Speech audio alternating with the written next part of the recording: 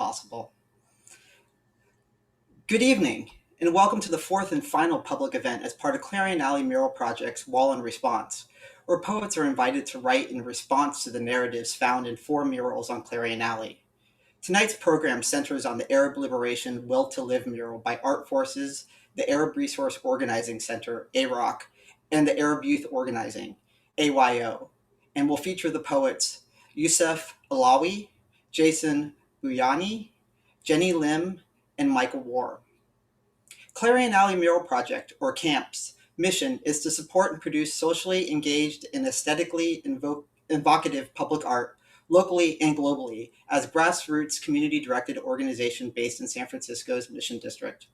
CAMP is a community, a public space, an organizing force that uses public art as a means for supporting social, economic, racial, and environmental justice messaging and storytelling. As CAMP is located in the Mission District, we acknowledge that we are on the unceded ancestral homeland of the Ramaytush Ohlone, who are the original inhabitants of the San Francisco Peninsula. As the indigenous stewards of this land, and in accordance with their traditions, the Ramaytush Ohlone have never ceded, lost, nor forgotten their responsibilities as caretakers of this place, as well as for all the people who reside in their traditional territory. As guests, we recognize that we benefit from living and working on their traditional homeland. We wish to pay our respects by acknowledging the ancestors, elders, and relatives of the Ramaytush community and by affirming their sovereign rights as First Peoples. Thank you for taking the time on your Friday night to join us here. I hope everyone is doing well and staying healthy, especially during these difficult times. Though we're only meeting virtually, I'm grateful to be able to gather online and share this powerful evening with you here tonight. Over my years working with CAMP, I found each mural on the alley tells a story of a snapshot in time. The discussion about AROC and Art Forces painting a mural on Clarion Alley began in 2016. Then Trump was elected, and after his inauguration in 2017, he enacted the Muslim ban and began deportations. AROC was urgently needed in the community, but a mural was needed in the community as well. So by late summer 2017, the Arab Liberation Will to Live mural was completed. The mural was a wonderful addition to the alley. However, over the next year, the mural began being vandalized. There are many reasons why these attacks happen on the alley. Sometimes it's just random, but these attacks were deliberate. Black paint was sprayed over the mouths of the people in the portraits, as if silencing their voices. And the taggings were consistent. They were hate crimes. But with each act of vandalism occurring in the darkness of night, the artists were back on the alley, repairing the damage in the light of day. In the fall of 2018, CAMP was in the middle of an artist exchange with Indonesia, and in response to the vandalism, the artists in the exchange painted 2 new murals on the alley in support of Palestine. Not only would we not be silenced, our voice would get louder. And that's what's so amazing about the work that AROC does, gathering community and amplifying voices. On May 15th, over 10,000 people took to the streets of San Francisco in solidarity with the people of Palestine and against an ongoing Israeli settler colonialism violence. May 15th was the 73rd anniversary of the Nakba, the catastrophe, the colonization of Palestine and forced expulsion of Palestinian people from their homes in 1948. Then, on June 4th, the Bay Area once again achieved a historic boycott, divestment, and sanctions (BDS) movement victory for Palestine. After weeks of organizing, community members mobilized by the thousands to the port of Oakland to block the Israeli Zim-operated Voln's cargo ship from unloading its cargo. In a tremendous show of solidarity with Palestine, dock workers in the International Longshore and Warehouse Union Local 10 honored the community's pickets and did not work the ship. Community members watched as Israeli apartheid profiteering ship left the port of Oakland, a huge victory for Palestine. Wall in Response is proud to be a part of this work by bringing people together to hear their stories and to share our struggles and our victories with one another. I was excited when camp co-director Megan Wilson and poet Maw Shein Win came together to create Wall in Response. Megan and Maw have collaborated on many projects, always creating a dialogue between words and images. These poems, aligned with these murals, will create new points of entry for discussion, education, and empowerment. At the conclusion of Wall in Response, Sunlight Editions will be printing a limited series portfolio with the poems and images, and these portfolios will be available on CAMP's website beginning this August. Megan Wilson is a visual artist, writer, and activist based in San Francisco. Wilson has been a core organizer of Clarion Alley Mural Project since 2001. Maw Shein Win is a poet, editor, and educator who lives and teaches here in the Bay Area. Win is the first poet laureate of El Cerrito, California, and her recent poetry collection, Storage Unit for the Spirit House, was published by Omnidawn in October of 2020.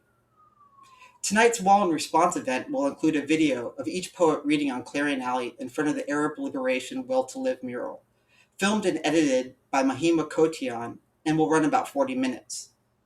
The film will open with Megan introducing the project, followed by Ma introducing each poet, Youssef Alaoui, Jason Bayani, Genny Lim, and Michael Warr.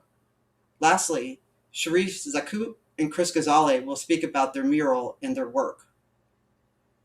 We are very thankful to both Sharif and Chris for creating music for this film. Immediately following the film, we are honored to be joined by Susan Green from Art Forces, along with the curators, muralists, and poets for a Q&A. Please type your questions in the chat at any time during the film or Q&A, and we'll try to get to all of them. Though we're in physically separate spaces, let's celebrate our ability to gather tonight and listen to the words of these powerful poets as they take us together to Clarion Alley. Thank you. Evan?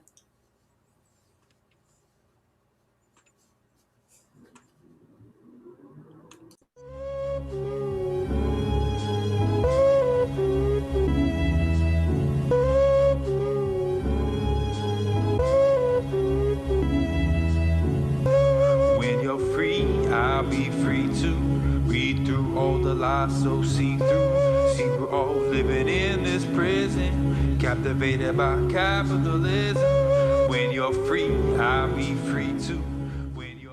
Hi everyone, I'm Megan Wilson, artist and organizer with Clarion Alley Mural Project.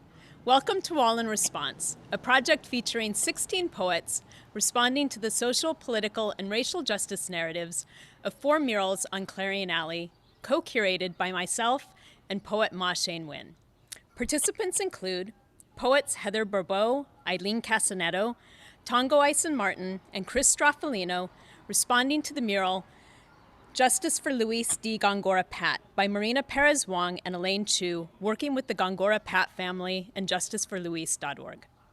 Poets Carla Brundage, Jennifer Hasegawa, Tarita McKell, and Kim Shuck responding to the work What We Want by Emery Douglas, remixed by David Petrelli, Kuba, and Mace.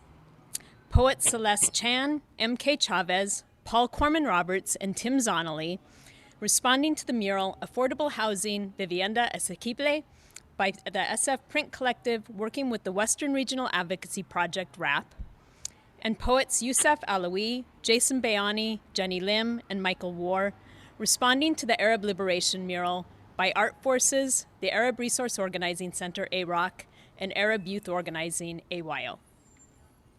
Wall in Response is made possible with the generous support of the San Francisco Arts Commission and the Zellerbach Family Foundation. Thank you for believing in our work.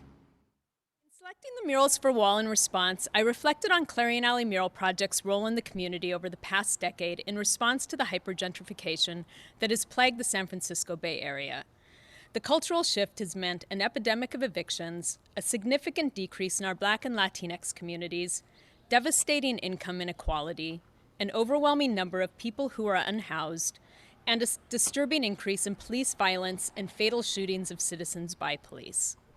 In response to these impacts of hypergentrification in the Bay Area and throughout the world, CAMP made the decision to prioritize projects that give voice to local and global narratives in support of social, economic, political, racial, and environmental justice.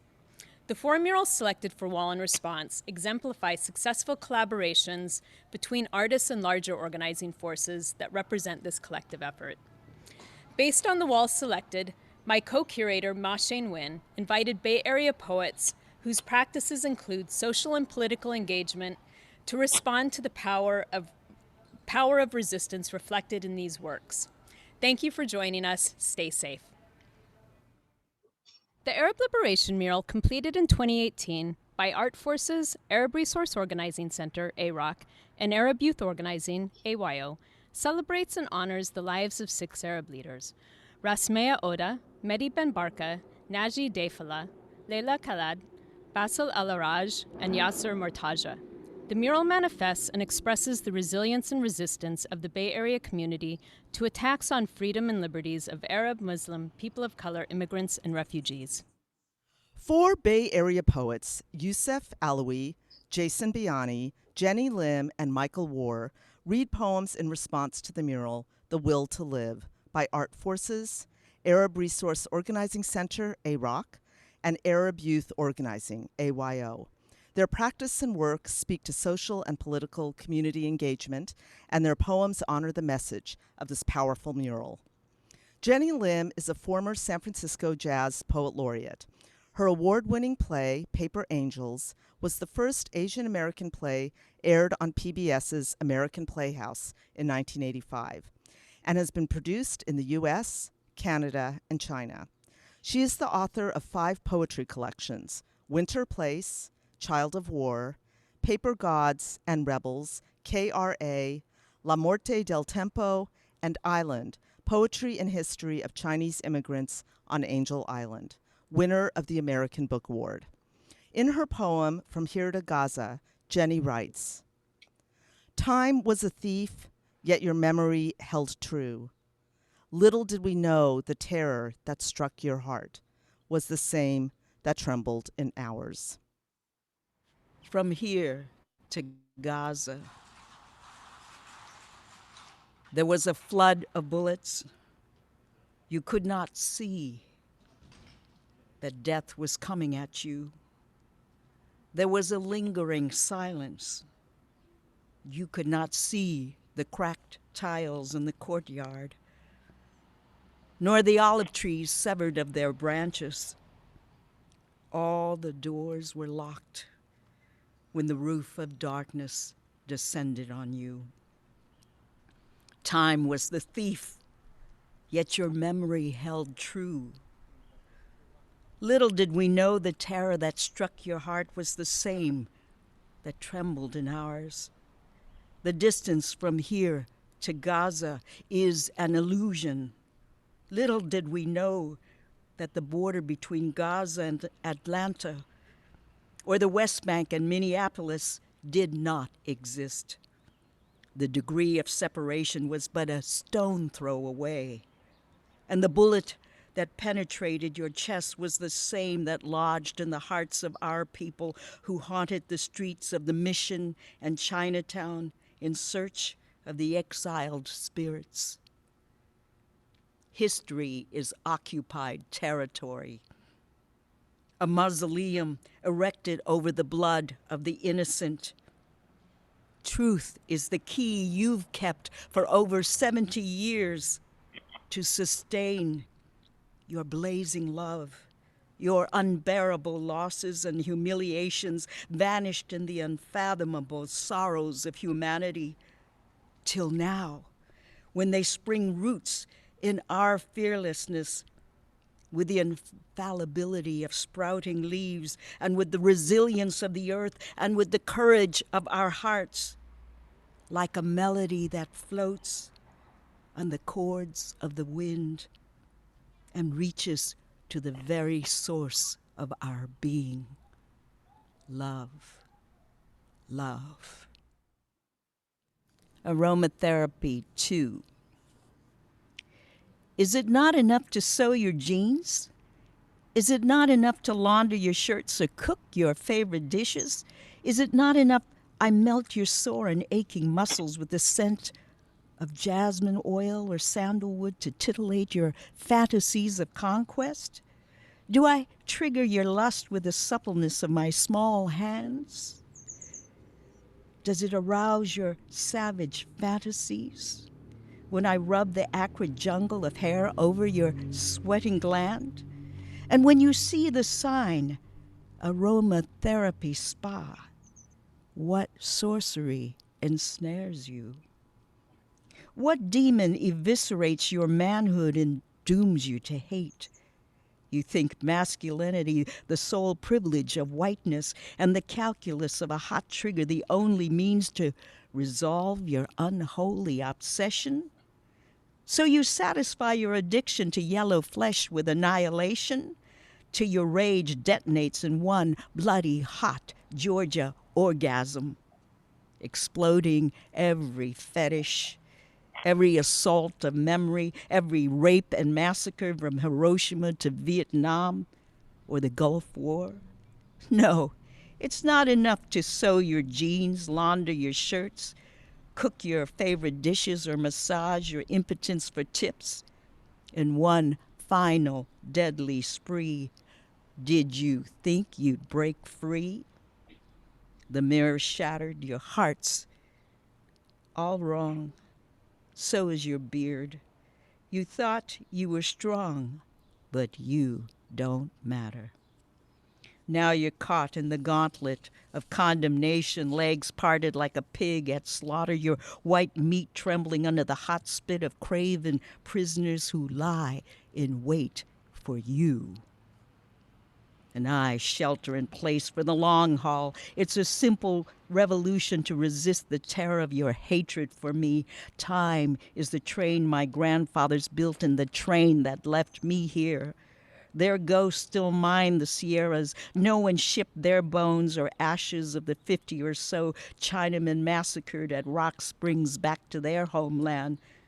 I can see them on a cold winter night with pickaxes frozen in their calloused hands.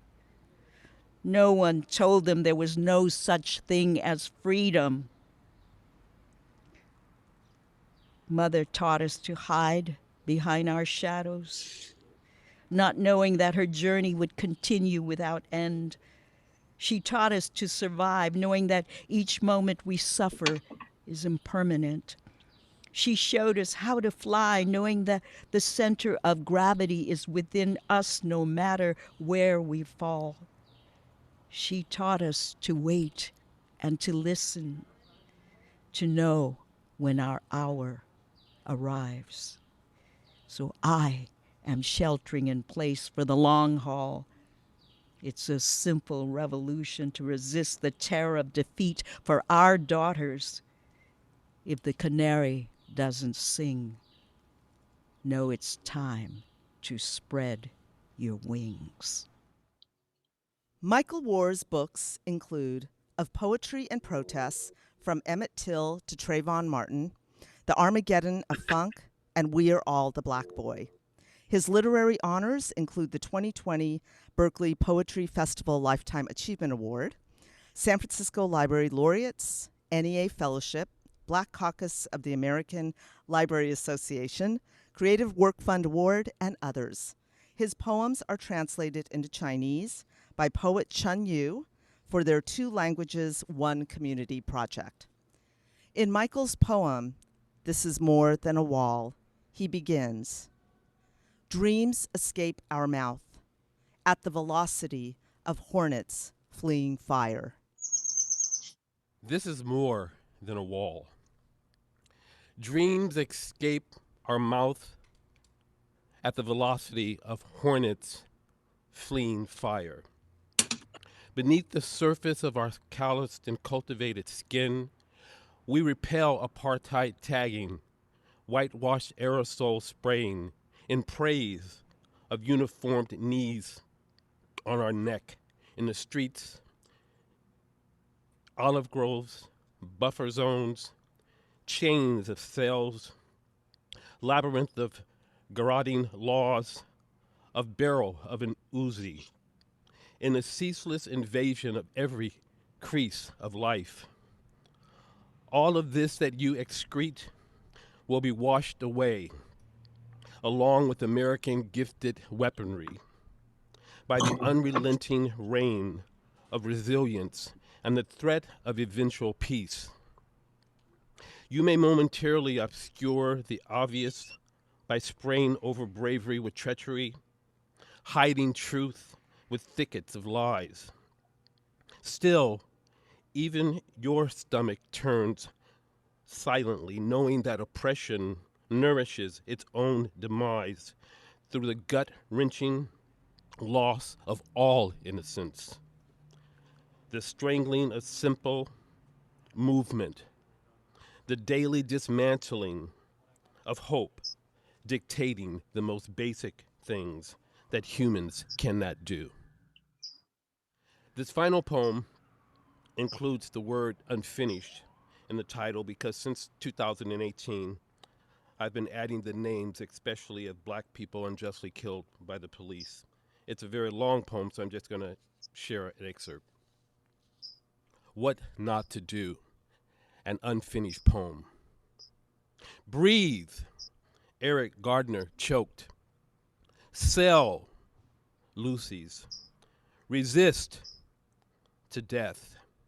Stand, Amadou Diallo, in vestibule.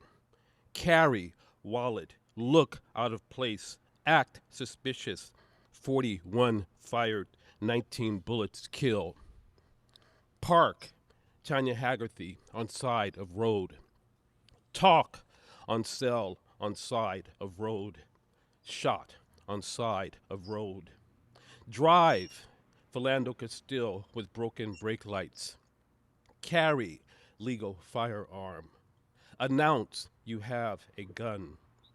Shout, not reaching for gun. Shot, 5 bullets, 2 to heart.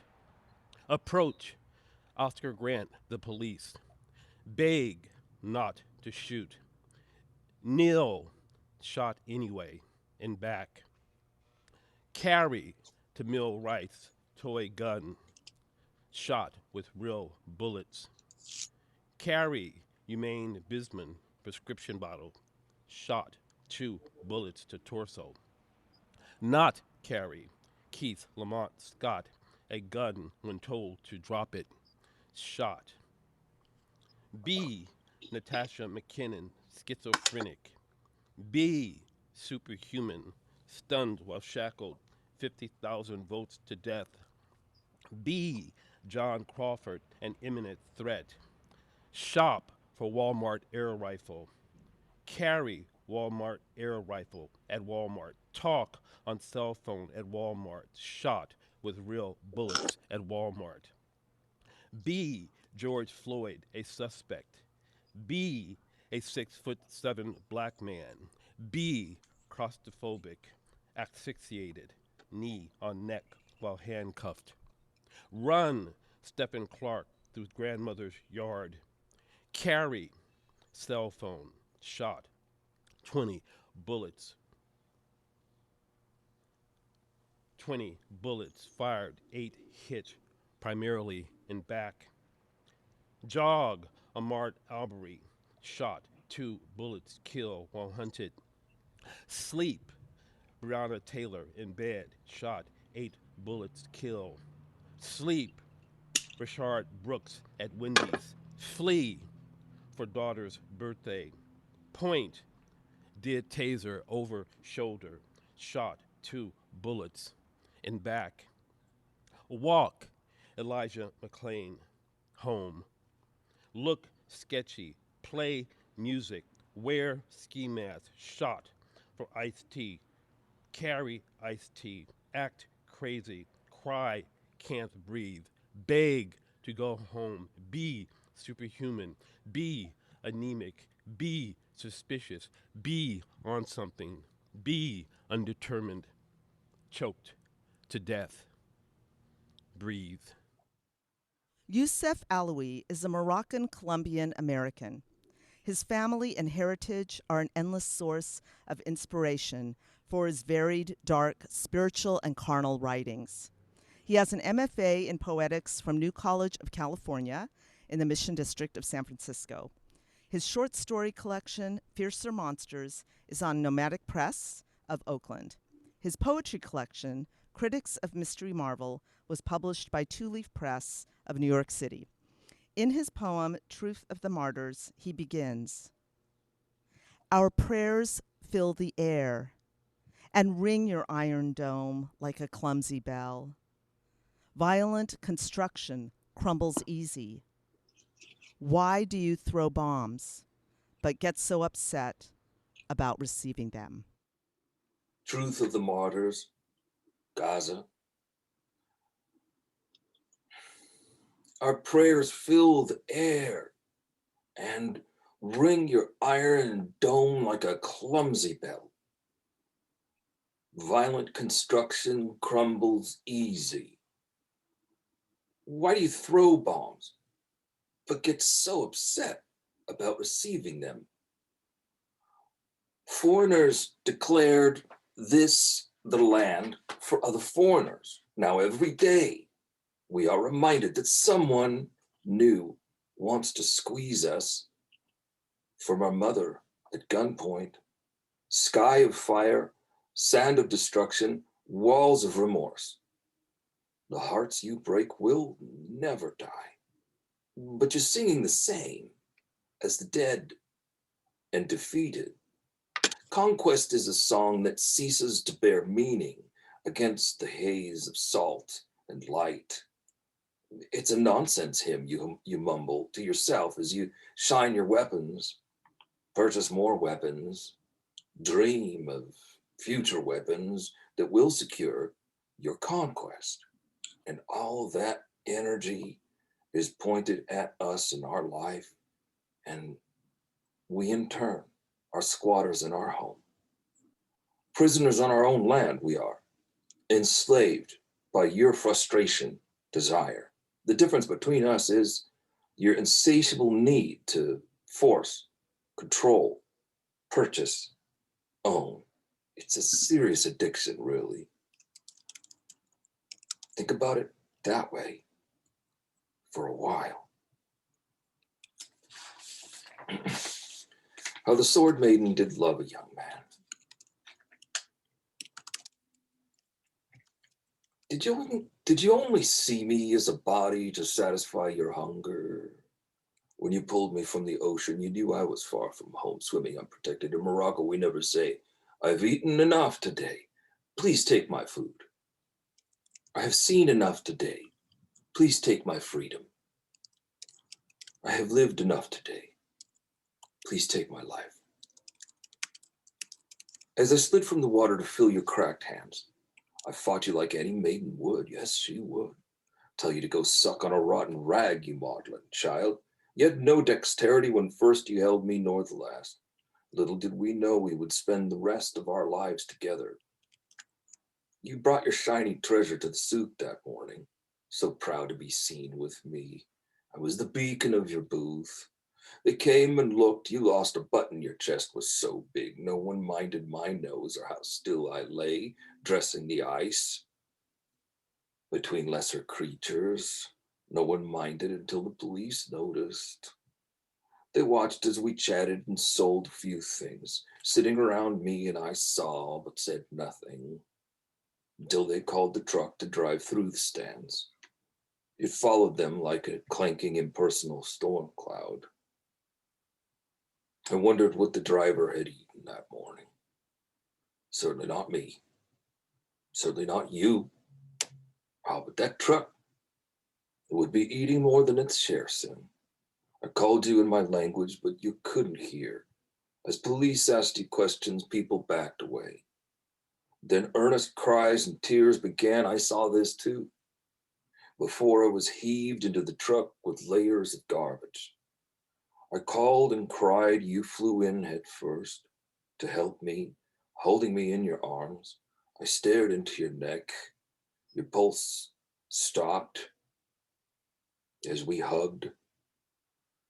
The gears forced us closer on the day we met. We became one loving body, forever united. We had seen enough, eaten enough, lived enough together. Who could think we would ever say this, but we did.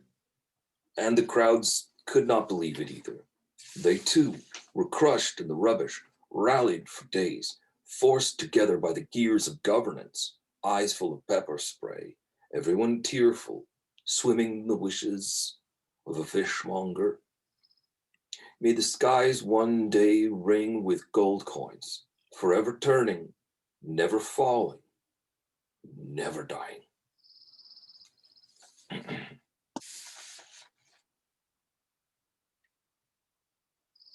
Is Gaza. I am young, but I know what war means. what blood means? Let me tell you a tragic story in one word: Gaza. We all knew Grandma. Who didn't know her? Her words were full of riddles we didn't understand. She made bread with me, bought me a dress. I could never pay her back. That was her last day. I still owe her. The girls keep calling her name in hopes that she will come back. If life is just a passage, then age is not an obstacle for us. This place looks like a prison, although it is our land. One day, bulldozers in the morning break my toys. We hear the sound of rockets. We demand, clear this mess. We want it all back. It was once filled with trees. Jason Bayani is the author of Locus on Omnidon, NorCal Book Award finalist, as well as Amulet on Right Bloody Publishing. He's an MFA graduate from St. Mary's College, a Kundiman Fellow, and works as the artistic director for Kearney Street Workshop, the oldest multidisciplinary Asian Pacific American arts organization in the country. Jason performs regularly around the country and debuted his solo theater show, Locus of Control, in 2016.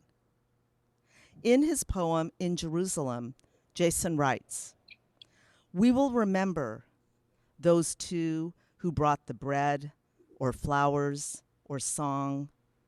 The world will always bend to this. I must believe this is true to us. The fates will listen."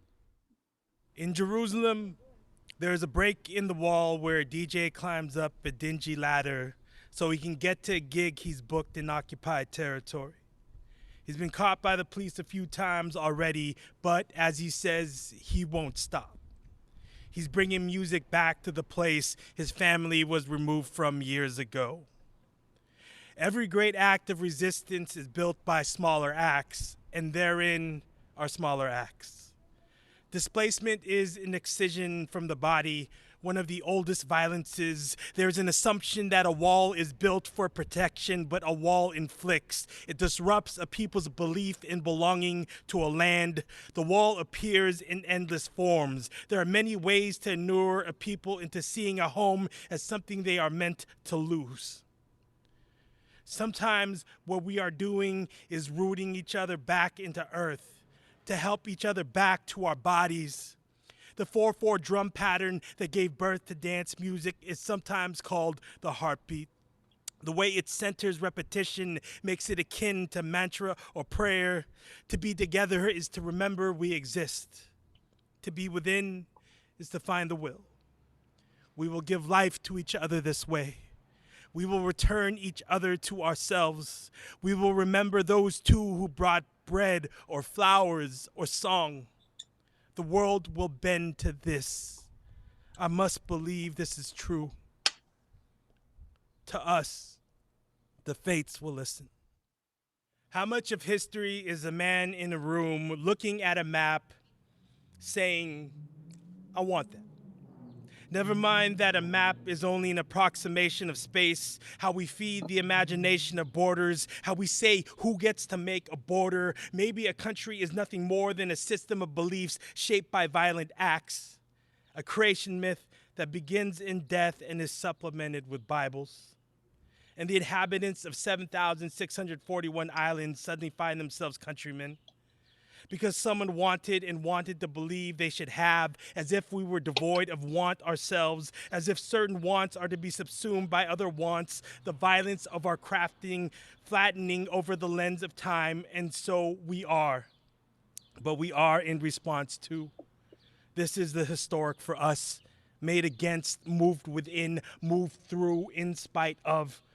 So much of history is a document of people taking things from other people. There are books filled with them.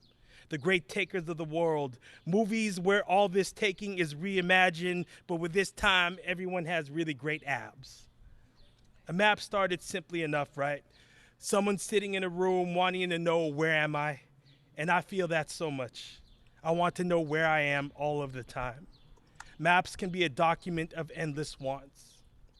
When my parents looked at a map, they saw that to want would mean to lose.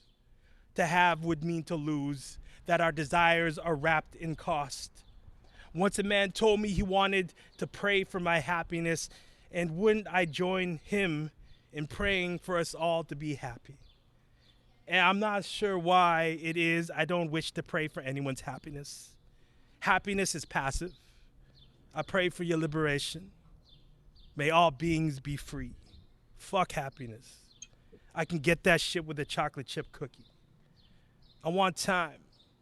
I will take it.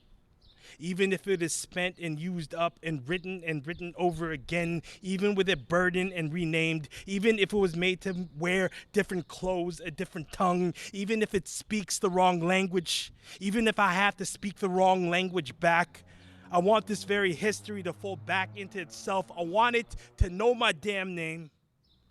A clock ain't nothing but a series of gears. Time is a machine. I'm pretty good at breaking machines.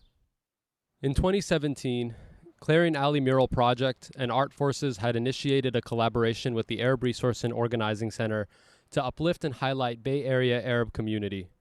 The artists had expressed interest in doing a solidarity project to uplift Palestine and our collective resistance, especially in a time of rising fascism and anti-Arab racism.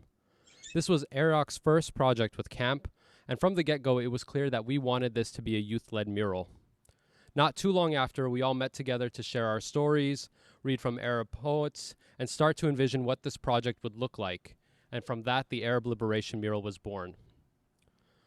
For our Arab Liberation Mural, we wanted to highlight several things. First, we landed and used the imagery of cactus, sabr. It symbolizes patience and is grown on our homelands where we came from and the indigenous lands that we are currently on. The roots of the cactus, drawn by Nidal al-Khairi, represented our people's movements and our collective strength. The signs that were held by the people on the roots represented our visions and our current campaigns to fight racism and Zionism and to build solidarity. The second thing we wanted to highlight was the diversity of the Arab world. The imagery at the base of the cactus are stencils made by our youth. It includes the jambia, a Yemeni ceremonial dagger, various keys that symbolize the Palestinian right of return, and a translated Tunisian poem, The Will to Live.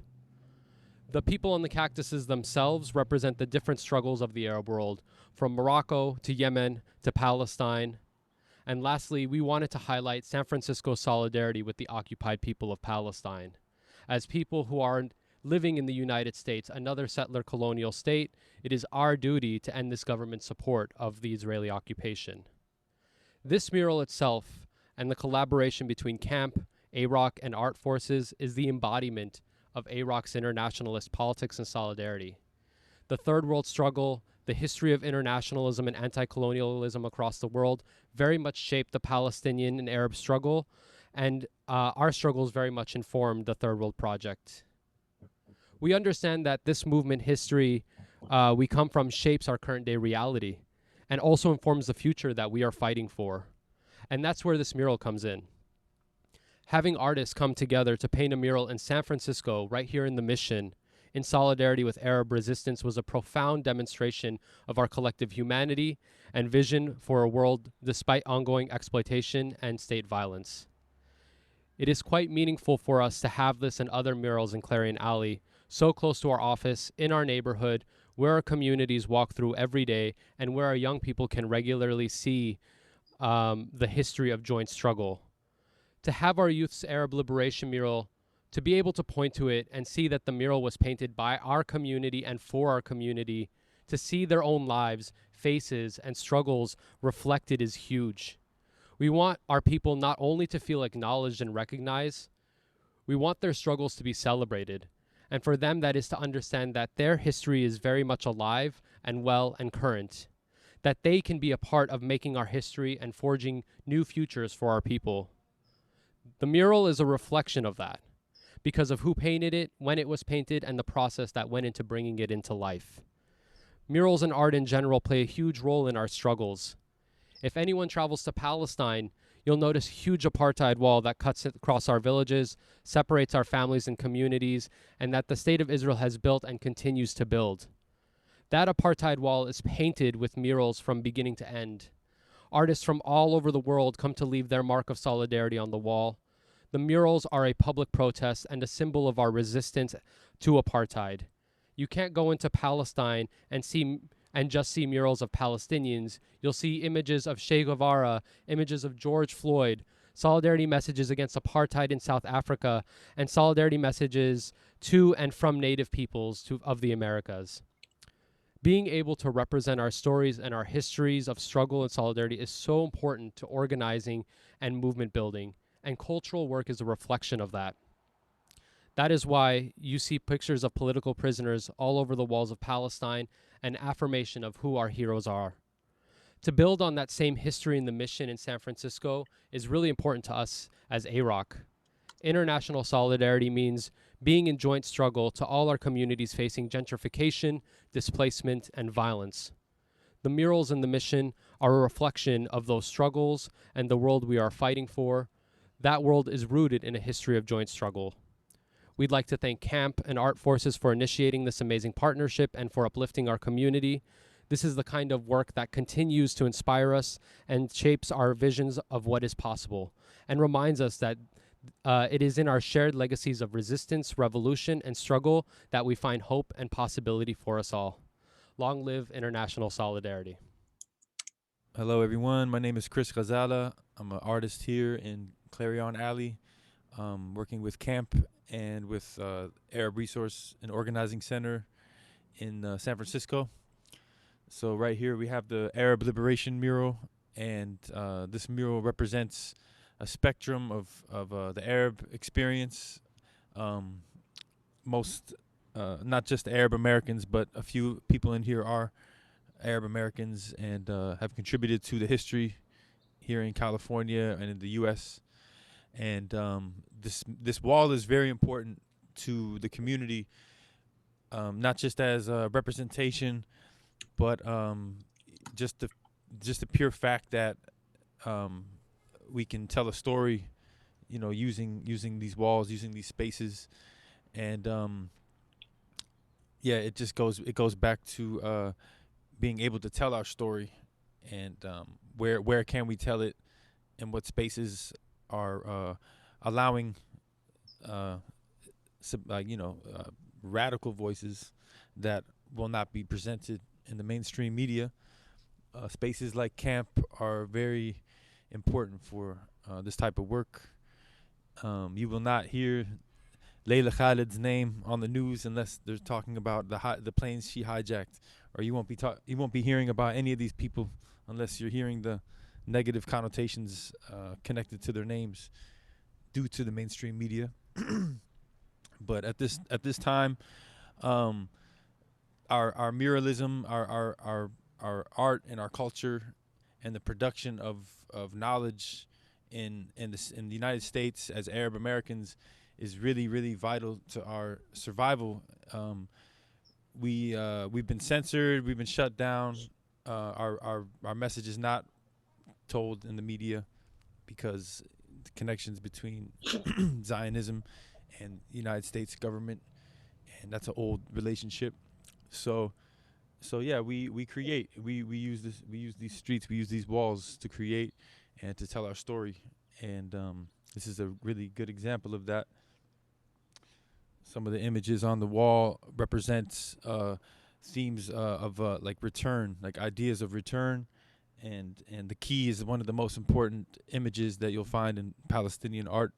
It represents the right of return for Palestinian refugees, and that is something that is non-negotiable, really. Everybody deserves a right to move, to return, and yeah, so this is a step towards that, being able to represent and show our story. So as an artist myself, as an Arab American and as an artist, I'm lucky to be in a city like San Francisco because it's one place where we have a space. You know, we have somewhat of a platform to be able to speak. You know, to be able to represent our narratives, and I'm hoping that other cities could be the same, and that if I do travel to other cities and try to paint a mural about Palestine or Arab Americans or anything regarding Arab liberation, that I'll be welcomed, but I won't know until I go. So until then, San Francisco is our canvas, and it's a place where our work is getting seen throughout the Arab world and throughout the world as well, and that reverberates. That message spreads, and it lets people know that there's hope, and where there doesn't seem to be much, but the more we represent our roots here, and the more we connect that to the struggles happening here, people here quickly make the connections, and that's really important, and that's so vital to just what we do, because what are we doing if we're not providing knowledge, we're not providing understanding for people? It's not just about one group, it's about all of us. But but we got to start somewhere, so it's good. But yeah, thank you all. Check out the mural when you get a chance. Come to San Francisco, Clarion Alley.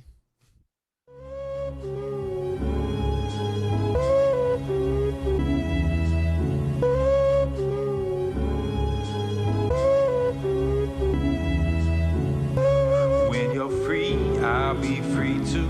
Read through all the lies so see through. See, we're all living in this prison, captivated by capitalism. When you're free, I'll be free too. When you're free, I'll be free too. When you're free, I'll be free. Free Palestine, free Turtle Island. This is for that kid in Gaza searching for Superman. Sees Apache copters dropping bombs that shake the land. Whoa, damn. This shit preposterous. Open air prisons hit with clouds of white phosphorus. The rocket took his father, the shrapnel it hit his sister. Big brother became a martyr to fight off unwanted visitors. And you know where I stand. Resist, respect that shit. Check your privilege, cause you ain't getting hit. If you were, I'm sure you think the opposite. In fact, you know what? I'm pretty positive. Logic is safety should be most of our prerogative, but most of us are operatives to profit.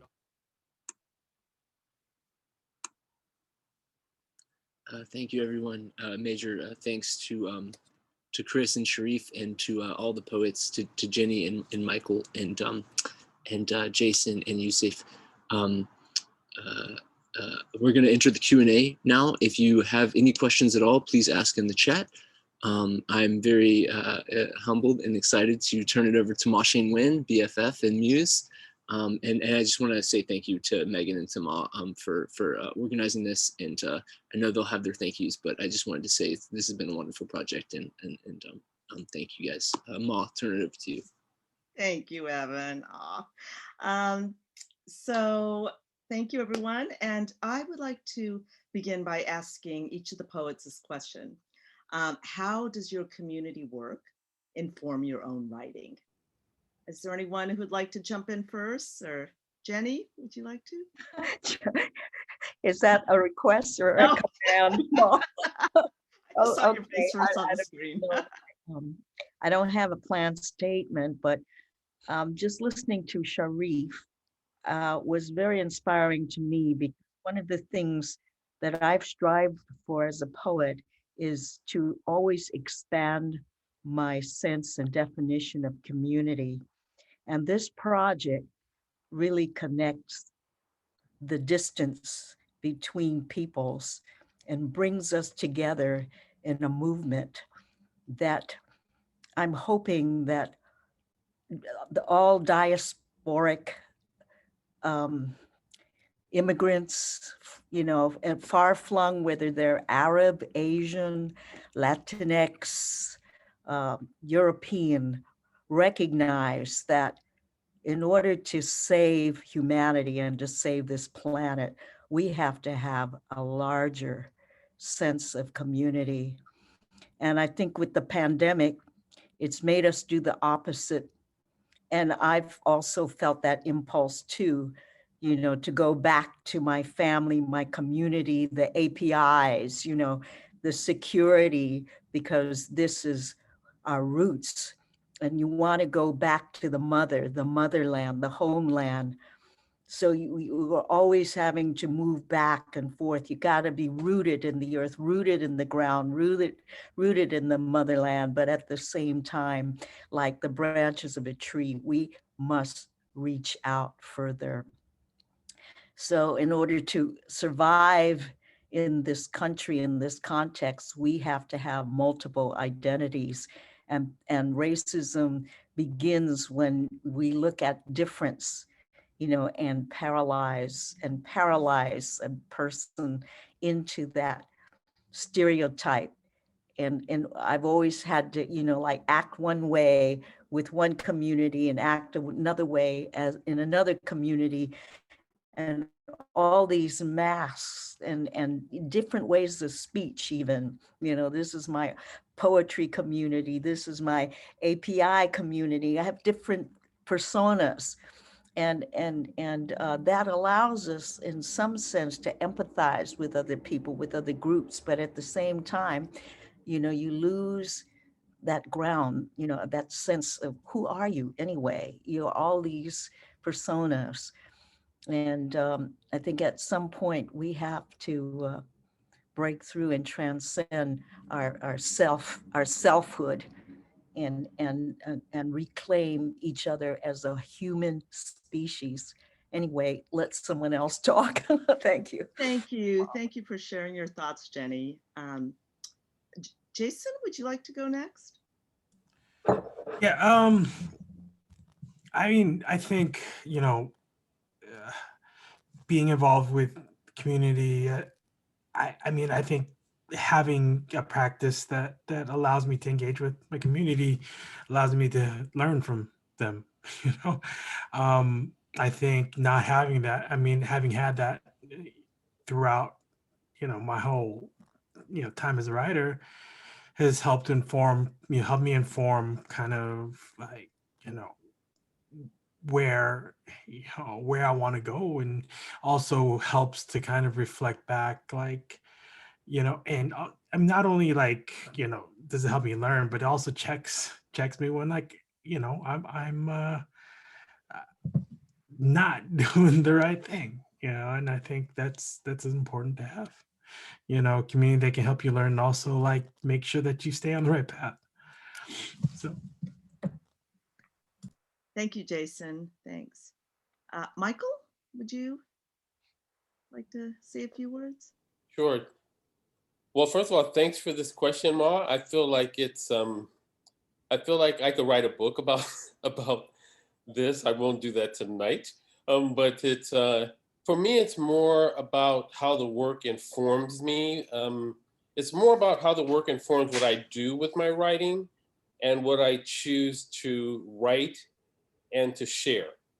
Because I'm not in a position until a book comes out to share everything.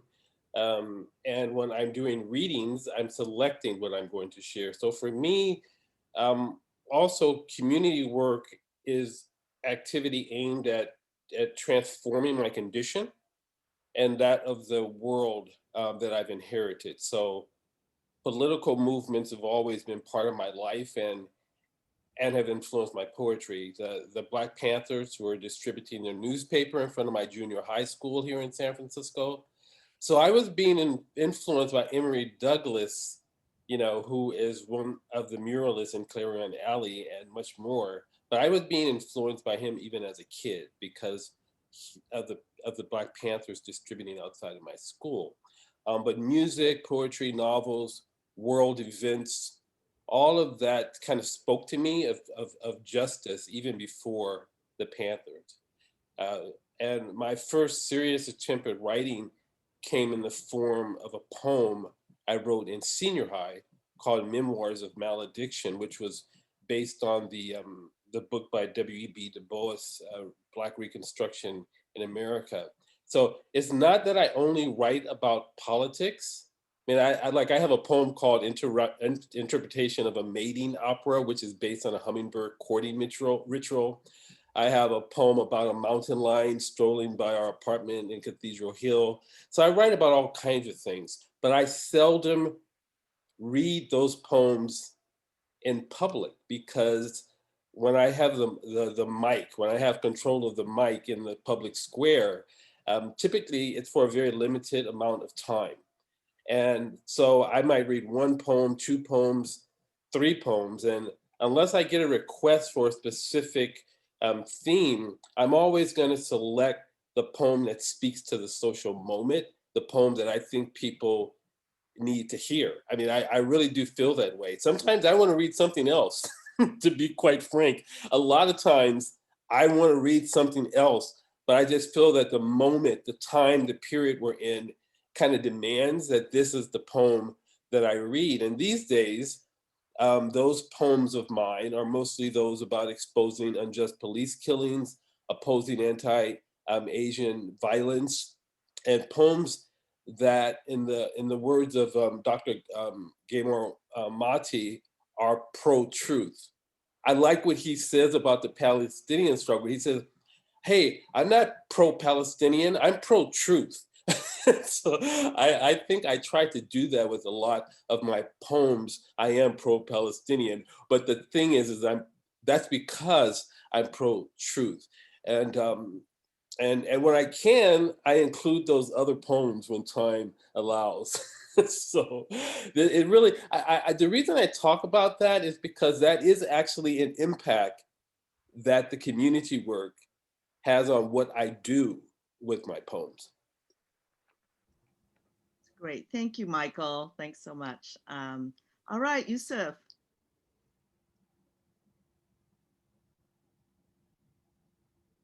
I'm unmuting myself. A lot of what I do in the community is actually to bring people with different backgrounds together and celebrate the diversity. So everyone has their own unique background and perspective. And so the way that affects my work is to listen back and dig back further, do my own personal research, do my own work to figure out what brought me here to be me where I am now. And also to figure out how that figures into a broader social context, because I'm not the only one who's going through whatever I'm going through. So that once I reach the actual vein of gold within my own personal research, I will have also hit in the broader sense, it will make more sense to affirm like more people out there in the big world. So I made some notes for this question, and I enjoyed this very important question.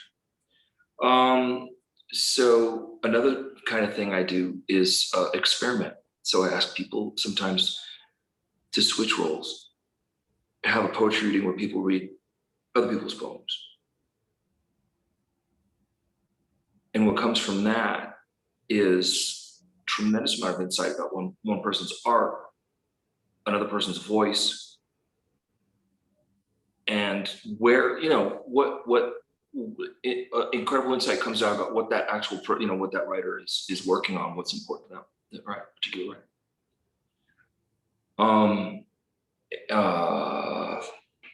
Thank you all for doing this project. Thank you, Maw, for inviting me to be a part of it. The whole thing's been an intensely great, amazing learning experience. And I discovered Mehdi Ben Barka, who actually taught Hassan II. I looked him up. He's the only Moroccan up there on that mural. And that meant a lot to me to find him there. That hit me. I thought we were doing something for Palestine. I understand Palestine.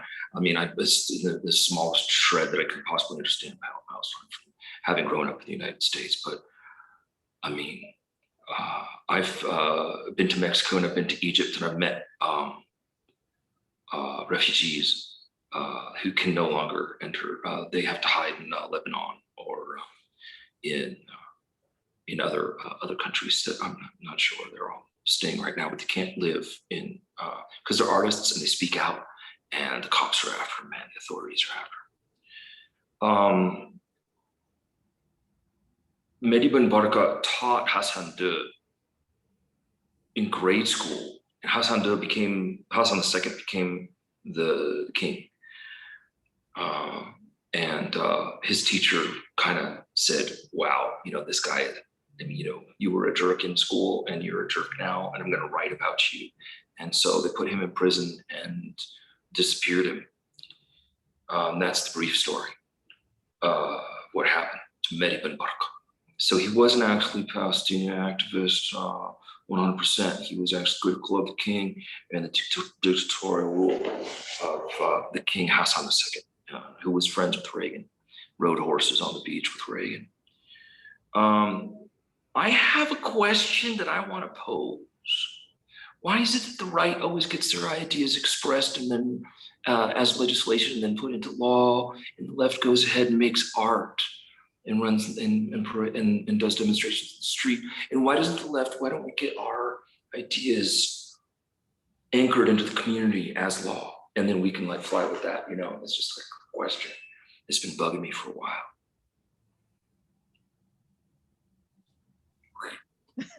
Thanks so much, Youssef. Thanks to all the poets. And now I'd like to pass it on to Megan. Thank you, Ma.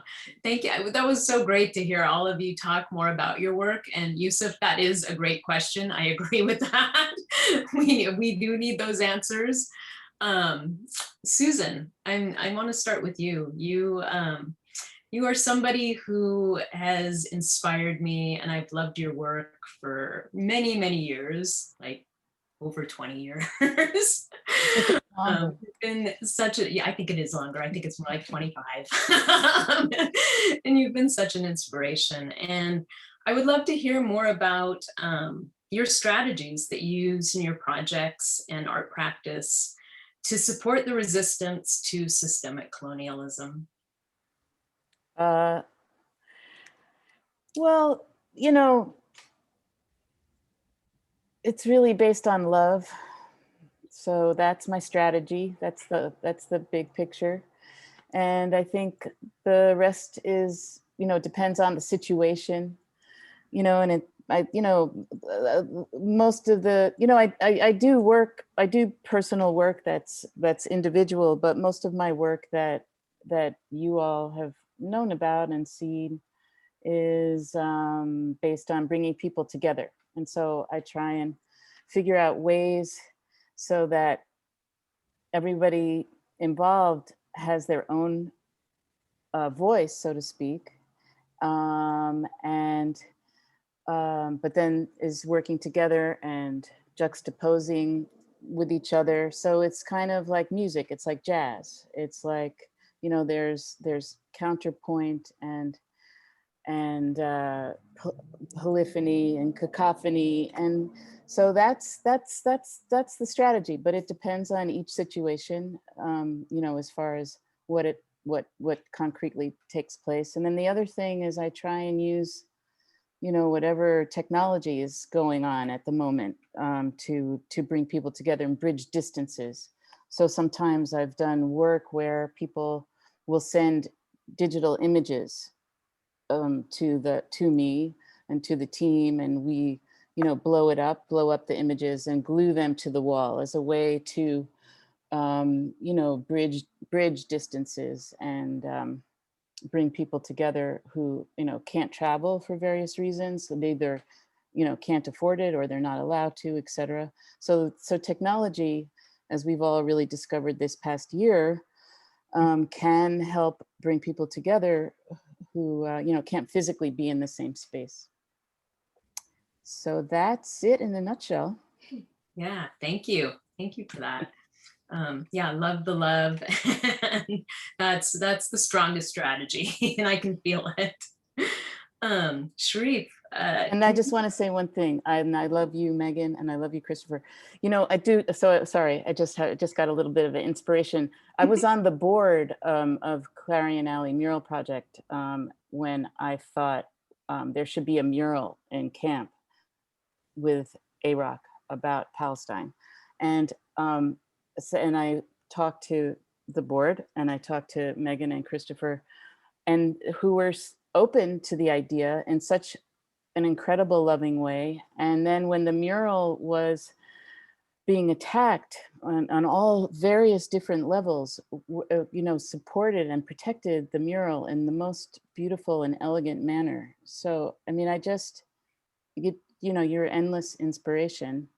And then of course, Sharif and the youth from AO, you know, it was just every time I'd be out in the alley and then here come the youth. It was so wonderful. And I love that it's part of, you know, what you do each summer is bring the youth there. And I have to tell you, I have this idea, I want to do another mural with y'all. So I'm serious with AO and the youth in Silwan that I'm working with now. So we got to talk about that. All right, now I'm done. I love that. And I've run into Sharif on the alley a number of times, actually over the past few months when you've been out giving tours. And I love that. Wondering if you could talk a little bit more about the Block the Boat actions, which have been really powerful, and how it relates to that international solidarity. Yeah, most def. I just want to say thank you so much, Megan, Christopher, Ma, Susan, everyone here. It's been an amazing collaborative effort. And the mural is really just a destination spot for our community at this point, which is just amazing because folks from all over the country come over, and then I see like images of them kicking it in front of the mural, and I'm like, oh, that's amazing, that's great. And so it has been super impactful, and I'm just really happy also to hear about the ways it's impacted folks, even on this call. And yeah, so Block the Boat is our most current campaign as AROC. So in May 2021, the world witnessed the resilience, strength, and resistance of Palestinians in the face of brutal onslaught and forced displacement, lethal bombings, raids, militarized police at the hands of the apartheid state of Israel. And in an inspiring and in many ways unprecedented popular unity, Palestinians everywhere, from Gaza to the West Bank, historic 1948 Palestine, to the diaspora, observed the general strike and took to the streets in the millions to rise up, demanding liberation, return of refugees, justice, and an end to Israel's ongoing regime of apartheid and settler colonialism. And so, in response to those atrocities, the Palestinian General Federation of Trade Unions and a large coalition of major Palestinian worker unions and professional associations called for their fellow trade unions and workers worldwide to boycott Israel and businesses that are complicit in the apartheid regime. And they specifically urged folks to refuse the handling of Israeli goods and cargo, and supporting union members refusing to also build Israeli weapons. And so this call for solidarity was in 2014, when the last time Israel indiscriminately bombed the Gaza Strip, and built on the dock worker solidarity actions in South Africa and California in 2009 and 2014. And so actually back in 2009, during Israel's massacre of Gaza, the BDS movement actually first called on dock workers to refuse to unload and offload Israeli ships. And in response, the South African Transport and Allied Workers Union in Durban became the first in the world to refuse to offload an Israeli ship. And so then a couple months ago, the response to appeal to Palestinian trade unions, South Africa trade unions, in alliance with South African BDS coalition, again refused to handle cargo. So we've seen folks in Durban literally still to this day holding down pickets to block the boat. We've also seen dock workers in Italy who have successfully blocked a recent shipment of munitions and armaments destined for Israel. And then after calling for a strike on June 3rd and announcing the refusal to unload the containers, a ship owner decided to forego the cargo. Dock workers in several Italian ports have mobilized against arms shipments in Israel. back in 2014, AROC took the call from Palestinian workers in Gaza and in Palestine to lead a massively successful BDS effort. This included the support of community, workers, and we launched Block the Boat. And it was an initiative that was aimed at stopping the Israeli Zim shipping company, which is Israel's largest and oldest cargo shipping company, from docking and unloading its goods at the port of Oakland, California, and inspired dock workers elsewhere in the US to also follow suit. And so in line with that legacy and people's struggles everywhere, Oakland port workers with the International Longshore and Warehouse Union ILW Local 10 respected our picket and refused to handle Israeli cargo in solidarity. Following this major and historic defeat, the Israeli Zim ship actually never returned to the port of Oakland until 2021, recently. So recently, the Zim ship actually tried to return to the port of Oakland, but because of the solidarity we had built with workers across the world and with workers in the ILWU who themselves refused to unload Israeli cargo, and in the past also refused to unload cargo from apartheid South Africa, maintained their commitment to Palestine and have continued to hold down. And right now, Oakland, California is one of the most successful BDS campaigns when it comes to literally stopping international commerce with the state of Israel, which is costing them so much money and is actually doing material difference, like a material change to folks on the ground, which is amazing. And so now in 2021, we've been pushing, is different than 2014 in this moment. People are no longer wanting to stay complicit or silent about what is happening in Palestine.